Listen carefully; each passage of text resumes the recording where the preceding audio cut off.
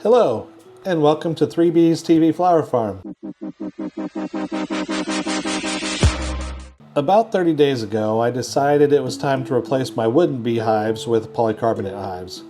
So I put 4 ANEL hives into service. No hype, no marketing, no nonsense, just bees, weather, and real-world use. You can see the video link in the description below for my video investigating the polycarbonate hives and why that led me to deciding with the ANEL brand.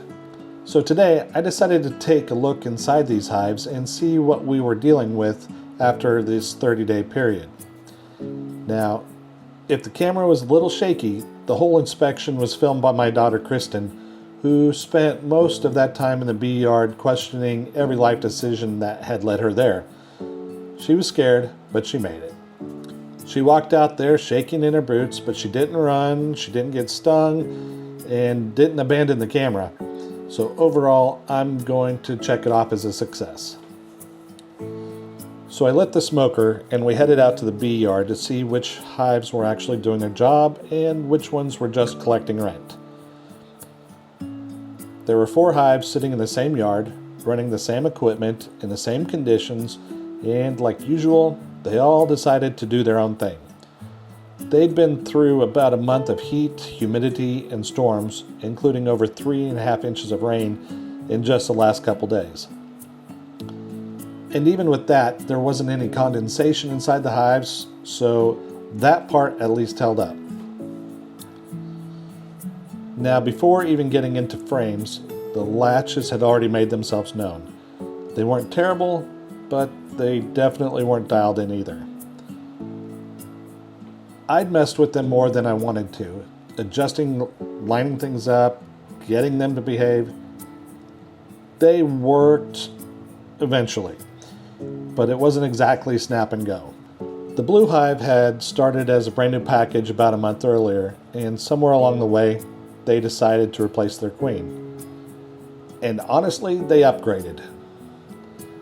Brood pattern looked solid, comb was building clean, resources were coming in, everything was moving in the right direction. The hive was doing exactly what you wanted to see, which is rare enough that you appreciate it when it happens. They'd even started kicking out queen cells, so they weren't just surviving, they were thinking ahead.